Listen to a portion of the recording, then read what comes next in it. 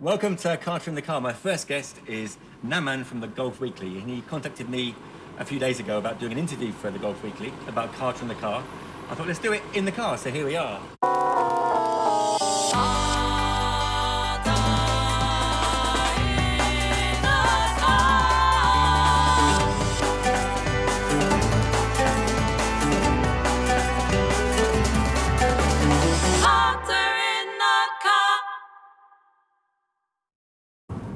So what do you find interesting? Maybe you should ask me the questions. Okay, I'll start. What do you find interesting about Carter in the Car? What spurred your imagination to do an interview?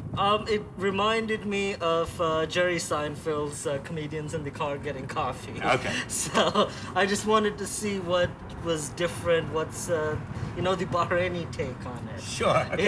Yeah. But it's more of a, an expat living in Bahrain's take on it. So exactly. Yeah. How did you get the idea for this?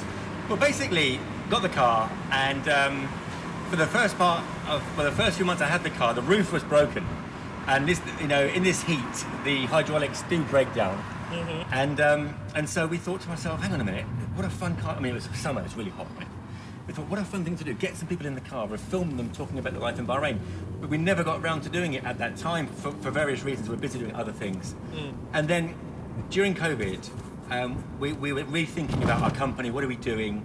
What can we do to bring a bit of joy, to Bahrain in this time? Because a lot of people are stuck at home, and it's been a very difficult time for many. We have a film company. I've got a car, got a GoPro, got some good mics. But let's get in the car and just have some people in talking about life in Bahrain. That's the kind of bottom line, really. And there's so many people have stories here. Bahrainis, of course, and expats, and I find it fascinating what brings people to this little desert island in the middle of nowhere, really. I mean, in the middle of the Gulf.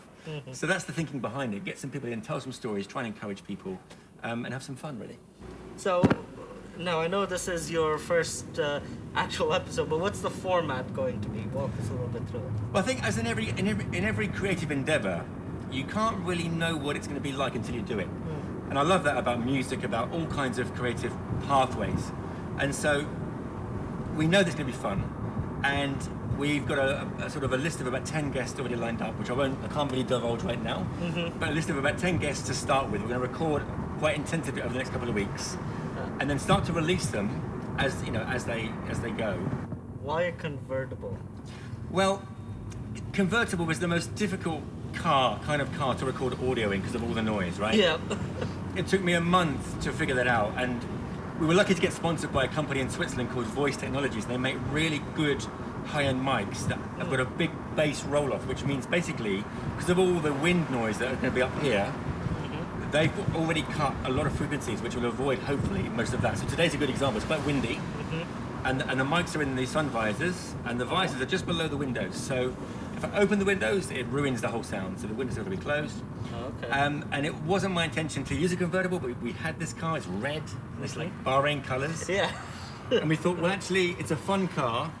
Let's see if we can get good audio with the roof down. I know you said you can't reveal your lineup, but give me a few teasers of what kind of people we can expect. My intention is to get a real cross-section of people in the car, people from all walks of life, all nationalities, men and women, and maybe some kids. Try to just get different perspectives of life in Bahrain, because the thing is, I've travelled a lot. I've played guitar in more than 100 countries, and a lot of people don't know much about Bahrain.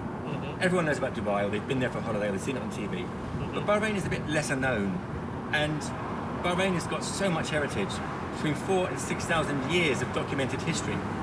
And so let's put Bahrain on the map with some, culture and heritage stories from Bahrainis. But let's also put Bahrain on the map amongst the mentality and the ideas of foreigners. So I can say we've got 3 Bahrainis coming up in the car. We've got a girl who's half Bahraini, half Emirati. A very interesting girl. We've got a couple of Filipinos, an Indian guy, some British people, of course. And so as we go on, I think it'll attract more attention, and hopefully we'll get requests for people to come in the car. So that'd be really cool.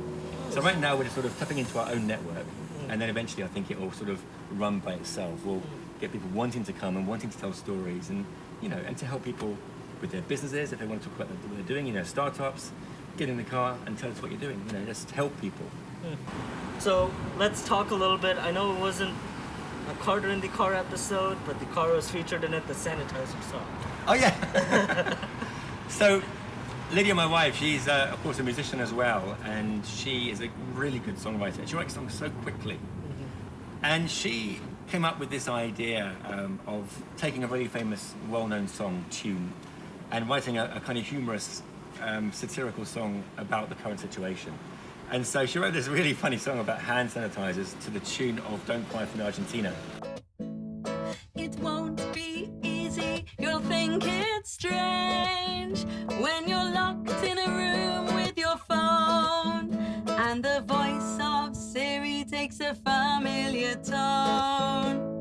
You wouldn't believe me if I told you last year this was how it would be when wearing a 95 mask would rock and hand washing would become so TikTok. Is it just And we were going to drive around Bahrain and do this song, but because of the, it was middle of summer, it was the summer, so it was like 48, 50 degrees. We decided to get up really early one morning, about 6 or 5:30, and went down to Nirana, parked the car by the sea, and then just did it because I wanted to also play the harp ukulele. The guitar ukulele, and so I couldn't do that when I'm driving. Right, it's a bit dangerous. Yep. We don't want to get into trouble before we start. So yeah, we went down to the beach and we parked up.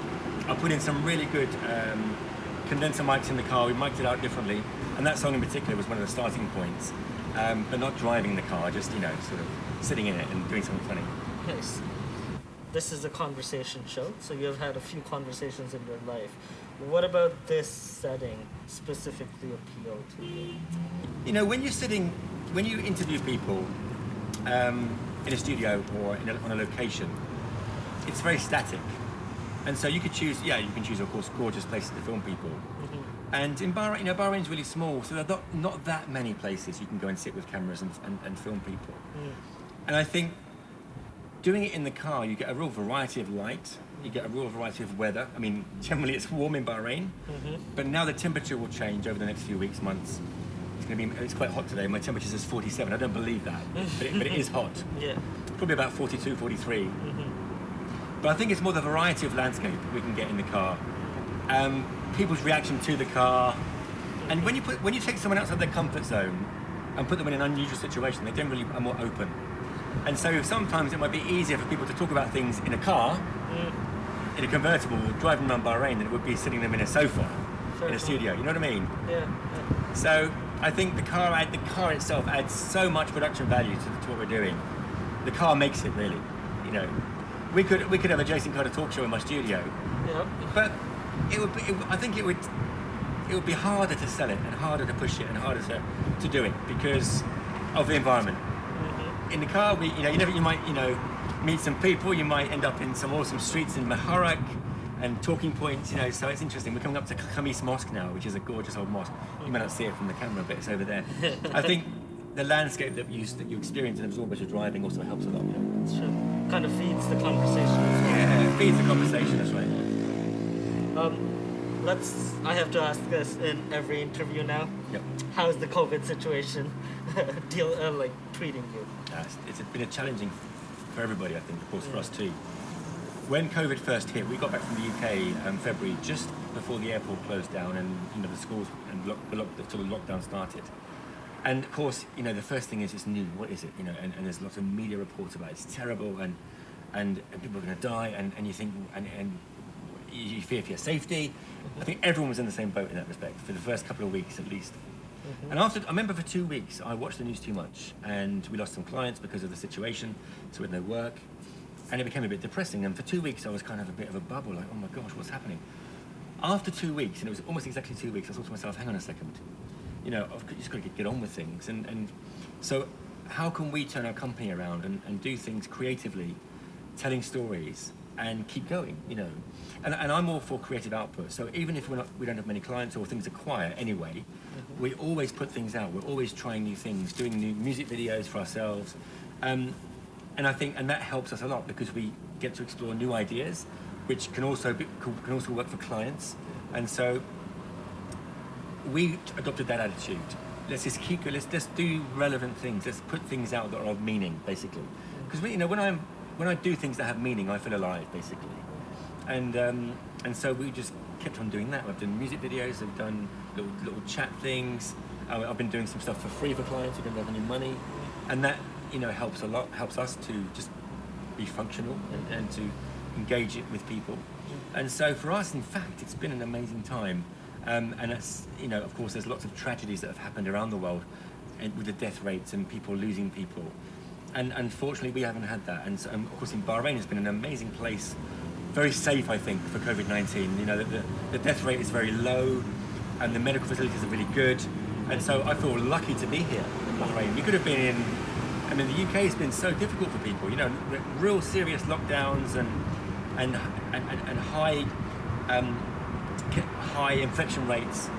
And I feel we're blessed to be in Bahrain where we're so looked after. I've also noticed that your son, Xavier, has started to venture out more during COVID into filmmaking. Yeah. So, how does that, you being a filmmaker yourself, what are some things you have noticed that he did differently on his journey? Okay, so the first thing about Xavier, our son, is that he's great in front of a camera. He so loves the camera. And he's really articulate and engaging. So we chatted to him about what he could do with that. So over the summer, we started a YouTube channel for him. It's called Xavieland, Xavieland, where he can just do his cooking shows, he can do his opinions about things. And it's such fun because, in actual fact, he is so engaging and so fun with the camera. Making shows with him is really easy. So I don't do those shows. Lydia, my wife, films him, and she does all the editing, and she's learned to edit now, which is really great. Nice. And we also did a music video with him, an old British song called "I Vow to Thee My Country." It's very patriotic, and he loves everything British. You know?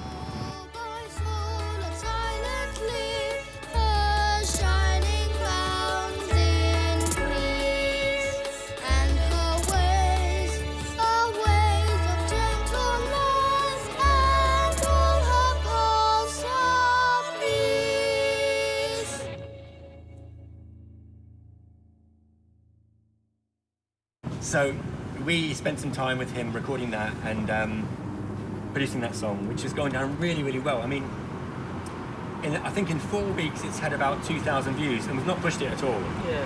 So obviously it's going to be one that's going to gain traction for him, and yeah, we hope that one day, if he wants to continue to, you know, push this channel really seriously. And I think the key is content, putting out content every couple of days or twice a week. And really engaging people on different issues is really important. I mean, as a musician, I used to put out a music video maybe once every 3 months, and that's good because it's a lot of work, you know. But with Carter in the Car, we can do stuff twice a week, you know, and more often if we need to. So it's been a case of how can we create good content, put it out there, and get engagement. And so for Xavi, it's been he's loving it, and we pay him pocket money to do that. So Nice. we give him like a little bit of money for every filming because it is hard work, you know? Every filming session he gets a little bit of money. We give him little prizes when he gets more subscribers. So now he's got 750 subscribers, which is really good. And so it's a little sort of a thing, but he's just motivated anyway to do it. So that's, you know, his story really. It's really good. Now, what's your advice? So you have kind of almost mentored Xavi in a way. Yeah. What's your advice to other filmmakers during COVID? Okay, so we've connected with lots of different channels on YouTube, and some of them are really successful. And some of them are up and coming, like ours, really. And I think to encourage people to think about what content that you have in your life. I mean, we all have stories. So what do you do? You know, what are the things that you do that could be interesting to people? And do it and see how it engages people. You know, you just got to start making them. Get a phone, speak to camera, film do what you're passionate about, and eventually you'll learn how to do it properly. And that's my advice. Start. This is the hardest thing for many people, starting projects. It's really hard.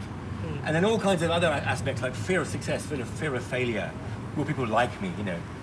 Get on with it and do it, and you'll be surprised at what can happen, you know?